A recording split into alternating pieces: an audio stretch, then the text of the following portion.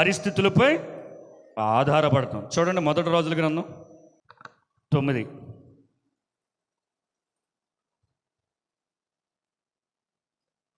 చదువు మొదటి రోజుల గ్రంథం.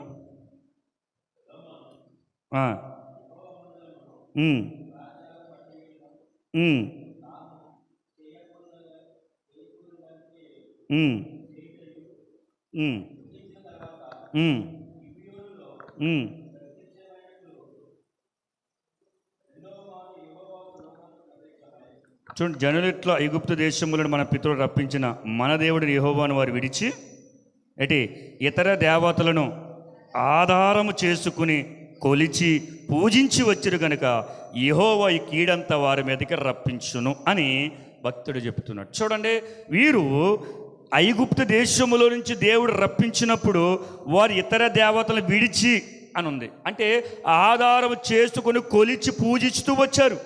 అంటే వారు ఐగుప్తులో దేవుడు మాట్లాడా? అర్థమైందా? దేవుడు వారు మొదటిసారిగా వారు ఏడ్చింది ఎప్పుడు? ఎన్ని సంవత్సరాలు ఏడ్చారు? 430 ఏండ్లకి అనుకుంటా కదా ఏడ్చారు. ఆకాశమంతా వారు మొర్ర అంటగానే వెంటనే దేవుడు మిద్యాను అరణ్యంలో ఉన్న మోషేతో మాట్లాడాడు. పో, ఒక్కడ కూడా నిశ్శబ్దం లేకుండా అందరూ ఏడుస్తున్నారు నా ప్రజలు. ఏ ఒక్కడ కూడా ఎలుగెత్తి ఆడకుండా లేడంట. అందరూ మొర్ర ఆకాశానికి ఎత్తగానే నా మీద ఆధారపడ్డారు నా ప్రజలు, నువ్వు వెళ్ళవయ్యా అని అనగానే గబగబగా మళ్ళీ మోషేని తీసుకుని వస్తున్నప్పుడు చూడండి, చెప్పాను కదా ఇందాక, ఎన్నో అద్భుత కార్యాలు చేశాడు దేవుడు. కానీ వీరు కొలిచిన దేవతలు ఉంటారుగా, వాటి మీదే ఆధారపడుతున్నారు. కారణం వాటితో స్నేహం చేశారు, వాటితో నడిచారు, వాటితో మాట్లాడారు, వాటితో నైవేద్యాలు పెట్టుకున్నారు, ఎగిరారు, గింతారు, డ్యాన్స్ చేశారు, రకరకాలుగా చేశారు. అంటే వారు అలా చేయగానే కీడంతా వారి మీదకి రప్పించాడు దేవుడు. అంటే ఒక వ్యక్తి యేసును తెలుసుకున్న తర్వాత, ఇప్పుడు నేను ఉన్నానండి, ఒకప్పుడు యేసు ప్రభుని తెలియనప్పుడు నానా విధాలుగా నడిచాను, ఏయో అనుసరించాను. అలా మీ జీవితంలో కూడా ఇప్పుడు విడిచి వచ్చిన తర్వాత మళ్ళీ వాటి మీద ఎందుకు ఆధారపడాలి? వాటిని ఎందుకు కొలవాలి? వాటిని ఎందుకు నమ్ముకోవాలి? వాటి ప్రకారం ఎందుకు నడుచుకోవాలి? నువ్వు లోకంలో ఉన్నప్పుడు ఏదో ఒక మార్గంలో ఈ సమస్యను పరిష్కారం చేసుకున్నావు. ఇప్పుడు క్రీస్తు మీద ఆధారపడిన తర్వాత ఆయన మీద మనం వెయ్యాలా వద్దా? యేసయ్య ఏమన్నాడు?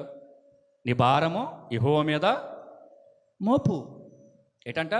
నీ భారము యెహోవా మీద మోపు. ఎర్ర సముద్రం అడ్డు వచ్చింది, ఏం చేయాలో తెలియదు, నువ్వు అలా ఉండు అన్నాడు. అంతే అన్నాడా లేదా? ఉండు అన్నాడు, అంతే 2 పాయలుగా చీల్చాడు. దేవుడికి స్తోత్రం, హల్లెలూయా. మోషే అప్పుడు దేవుడి మీద ఆధారపడ్డాడు.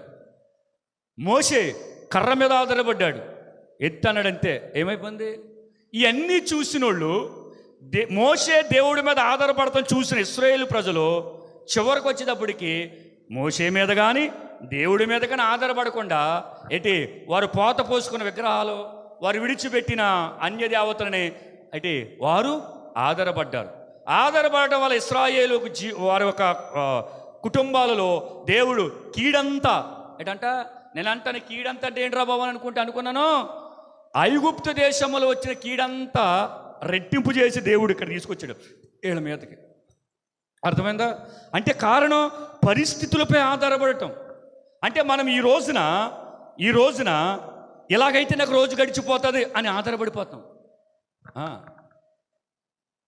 లేదు, ఈ రోజున నేను ఈ స్థితి మధ్య నిలబడితేనే నేను ₹1 సంపాదించగలనని చెప్పేసి ఆధారపడవలసిన దాని మీద ఆధారపడకుండా దాని మీద ఆధారపడితే దేవుడు ఏం చేస్తాడు తెలుసా? మనకు వచ్చింది మళ్ళీ మొత్తం వెళ్ళిపోతుంది వెళ్ళిపోతుంది. మనం ఎవరి మీద ఆధారపడాలంటే ఇశ్రాయేలు అనే దేవుడి మీద ఆధారపడాలి. దేవునికి స్తోత్రం.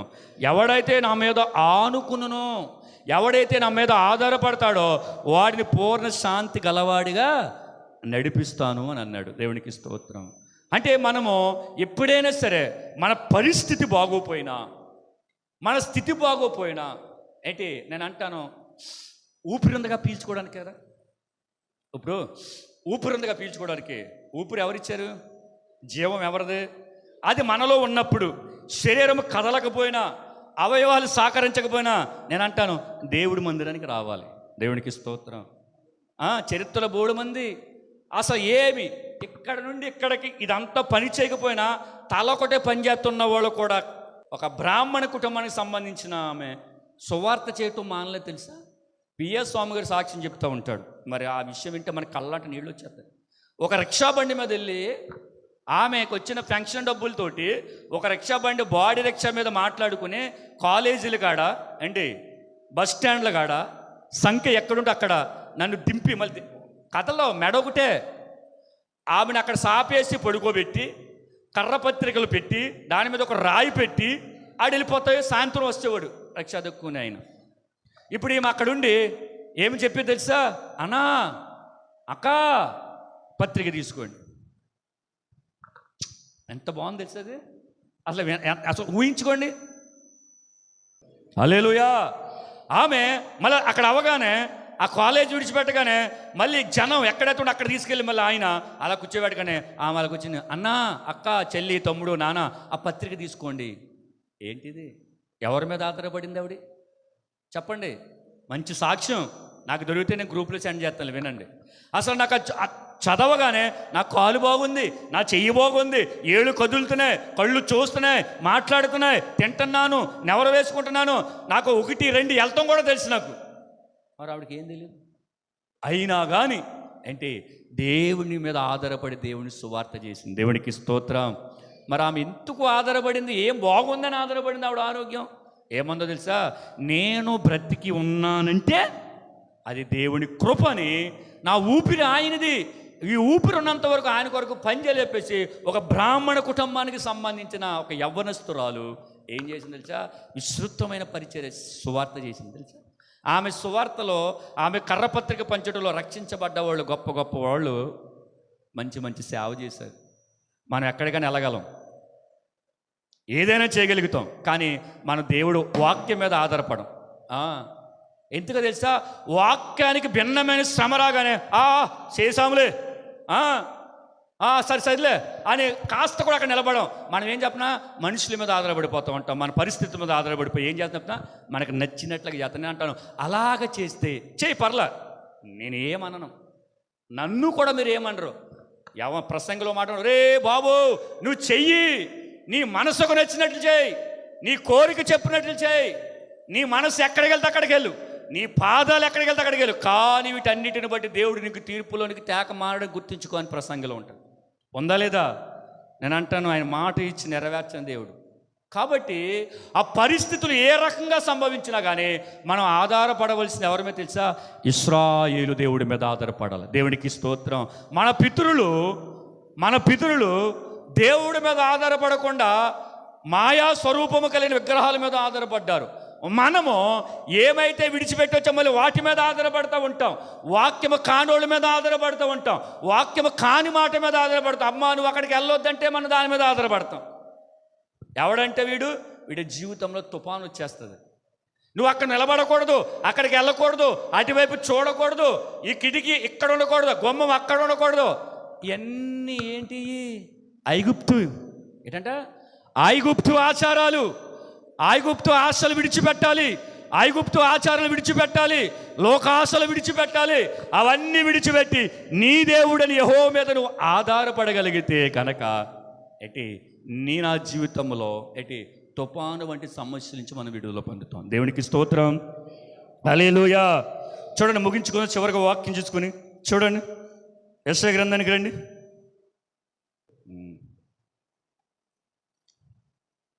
యెషయా గ్రంథం 30వ అధ్యాయం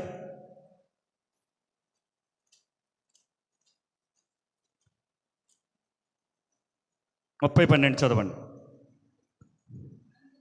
అందుచేతను ఇశ్రాయేలు యొక్క పరిశుద్ధ దేవుడు విన్న మాటలను బట్టి ఎలాగూ సెలవిచ్చుచున్నాడు, మీరు ఈ విన్న వాక్యమును త్రోసివేసి బలత్కరమును కృత్రిమమును నమ్ముకొని వాటిని ఆధారం చేసుకుంటే కనుక అక్కడ ఉంటుంది ఆ మాట, మీ దోషము మీకు ఎత్తైన గోడగా జోగిపడిదరని, అవి అడ్డుపడుతుందని, కుమ్మరవాడు కొండ బద్దలు కొట్టినాడు బద్దలు కొడతానని దేవుడు కొన్ని విషయాలు చెప్తూ ఉన్నాడు. నా వైపు చూడ ముగించేస్తాను. మన జీవితంలో కనుక దేవుడిని ఆధారం చేసుకుని ఆయన వాక్యాన్ని కనుక ఎప్పుడు త్రోసేయకూడదండి. వాక్యం ఎవరు? దేవుడు ఇప్పుడు మీకు విషయం చెప్పనా, ఇబ్బంది కలిగింది, శ్రమ కలిగింది, కరువు వచ్చింది, కష్టం వచ్చిందా, ఎవరి దగ్గరికి వెళ్ళొద్దు, నా దగ్గరికి రావద్దు, ఎవరి దగ్గరికి వెళ్ళొద్దు. వాక్యములోనికి వెళ్ళండి, వాక్యము తెరవండి, వాక్యము చదవండి. దేవుడు అంటాడు నేను నీకు తోడై ఉన్నాను. చూడండి, నువ్వు భయపడుకు అంటాడు, జడియకు అంటాడు. ఇవన్నీ మనకు వినపడినప్పుడు, చదివినప్పుడు చెప్పింది ఎవరు? రాజుగడా? రాజా? చెప్పింది ఎవరు? మనిషా? చెప్పింది ఎవడంటే చెప్పినది నెరవేర్చు వరకు నేను నిన్ను విడువను ఎడబాయును అని చెప్పిన దేవుడు. దేవునికి స్తోత్రం, హల్లెలూయా. అందుకే చూడండి, ఒక వ్యక్తి తన జీవితంలో తుఫాను వంటి సమస్యలు ఎందుకు, తుఫాను వంటి పరిస్థితులు, తుఫాను అంటే ఏంటి? చప్పా పెట్టకుండా వచ్చేస్తుంది ఒకేసారి, అవునా? అంటే తుఫాను చెప్పా పెట్టకుండా వచ్చేస్తుంది. ఇటు సైడ్ నుంచి వస్తుందని మనకు వార్త వస్తుందా? మళ్ళీ అది ఆగిపోద్ది, ఎక్కడికి వెళ్దాం, వాతావరణ శాఖ మళ్ళీ ఏమంటారు? తుఫాను తన దిశని తిప్పుకుందని. అంటే తుఫాను ఎలాగొస్తుందో వాతావరణ శాఖ కూడా తెలియదు. ఆ తుఫాను ఎలాగొస్తుందో దాన్ని రేపేవాడికి తెలుసు, నా యేసు ప్రభుల వారికి. దేవునికి స్తోత్రం, హల్లెలూయా. అందుకే మన జీవితంలో కనుక చూడండి, తొందరపాటు వల్ల లేదా నమ్మలేకపోవటం వల్ల, ఎక్కువ మంది చెప్పింది అబద్ధమని సరే నువ్వు నమ్మేయటం వల్ల, లేదా భక్తి జీవితంలో నీ ఒక అనుకూలమని చేయటం వల్ల, లేదా పరిస్థితులపై ఆధారపడటం వల్ల, పరిస్థితి కాని దానిపైన ఆధారపడటం వల్ల, పరిస్థితులు తగినట్లుగా నీ మాటలు, నీ కట్టు, నీ బొట్టు, నీ వస్త్రాలు, నీ విధానం, నీ భక్తి, ఇవన్నీ కూడా ఏంటి? అన్ని దేవుడు లెక్కలోనికి తెస్తాను.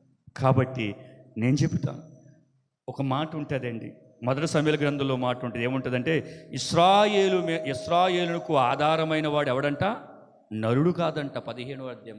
ఇశ్రాయేలునకు అంటే మనందరికీ ఆధారమైన వాడు ఎవడు తెలుసా? నరుడు కాదు. ఎవరైనా? నరులను సృజించిన సర్వోన్నతుడు. దేవునికి స్తోత్రం. ఎందుకంటే నరుడు అనుకో, ఆడేదో ఒక రోజు కదిలిపోతాడు, ఆడేదో ఒక రోజు చచ్చిపోతాడు, ఆడేదో ఒక రోజు వదిలి వెళ్ళిపోతాడు, ఆడేదో ఒక రోజు మోసం చేస్తాడు, ఆడేదో ఒక రోజు చేతులు ఎత్తేస్తాడు. కానీ మనం ఆధారపడిన వాడు నరుడు కాదు, నమ్మకమైన వాడు. ఆయన ఏదైనా చేయగలుగుతాడు. నేను ముగించేస్తున్నాను. ఇదిగోండి, ఇప్పటికి కూడా ఆయన బాహు చాపే ఉంది. దేవునికి స్తోత్రం. ఆయన బాహు చాపే ఉంది. ఆయన బాహు బలమైనది, ఆయన బాహు ఉన్నతమైనది, ఆయన బాహు సర్వశక్తివంతమైనది. ఆయన బాహు ఎర్ర సముద్రం 2 పాయలుగా చీల్చింది తెలుసా? ఆయన సత్తువేం తగ్గలేదు, ఆయన బలమేమి తగ్గలేదు, ఆయన మాట ఏం తప్పడు. మనకంటే వయసు పెరిగే కొద్ది శక్తి తగ్గిపోతూ ఉంటుంది, వయసు పెరిగే కొద్ది బలము తగ్గిపోతూ ఉంటుంది, వయసు పెరిగే కొద్ది జ్ఞానం తగ్గిపోతూ ఉంటుంది, వయసు పెరిగే కొద్ది కళ్ళు కనపడకుండా పోతాయి, అవునా కదా? కానీ దేవుడికి అలాగ ఉండదండి. ఆయన నిన్న నేడు నిరంతరము ఏకరీతిగా ఉన్నాడైనా, బలము కలిగిన దేవుడైనా. ఆ రోజున ఇశ్రాయేలు ప్రజలు ఐగుప్తు నుంచి ఎలాగైతే విడిపించుకొచ్చి ఏ బలము చేత అయితే ఉన్నాడో, అదే బలము చేత ఆయన మధ్య ఆకాశంకి వచ్చి సంఘాన్ని తీసుకుపోవటానికి రానై ఉన్నాడు. దేవునికి స్తోత్రం, హల్లెలూయా. అపవాది కపందాస్తం విడిపించగలిగే శక్తివంతుడైనా, నువ్వు ఆధారపడగలిగితే ఆయన శ్రమలో కూడా నడిపించగలిగే గొప్ప దేవుడైనా, నువ్వు ఆయన మీద ఆనుకోగలిగితే ప్రతికూలమైన పరిస్థితుల్లో అయితే ఆయన నిన్ను నడిపించగలిగే గొప్ప నావికుడు. అరణ్యములో కూడా ఆయన మనతో స్నేహించగలిగే గొప్ప దేవుడు. దేవునికి స్తోత్రం, హల్లెలూయా. కాబట్టి నేను చెబుతున్నాను, దయచేసి మన జీవితంలో గనక ఇక్కడ విన్న ఈ మాటలను బట్టి గనక, ఇదిగో ఏ పరిస్థితి ఇది నేను ఎదుర్కొంటున్నాను, నా తప్పిదమా? దేవుడు తెరిచాడా? దేవుడు తెరిస్తే నిరీక్షణ ఉంటుంది. ఆ సమస్యను బట్టి సనగవు, గొణగవు, ఎవరి మీద నింద వెయ్యవు ఆ వచ్చిన వారు బట్టి. లేదు, నేను చేసిన తప్పిదం వల్ల ఒకవేళ ఈ పరిస్థితి ఎదుర్కొంటున్నట్టు కనుక సరి చేసుకుని ఆ తుఫాను నుంచి మనం బయటపడగలిగితే తెలుసా ఏం జరుగుతుందో తెలుసా? నమ్మకమైన దేవుడు మనలతో నిరంతరం ఉండి పోషించి నడిపించి నిత్య జీవానికి చేర్చగలిగిన వాడు మనకు నిత్యము నిరంతరము తోడై ఉన్నాడు. ఈ మాటలు దేవుడు మన వినికిడిలో దీవించి ఆశీర్వదించును గాక.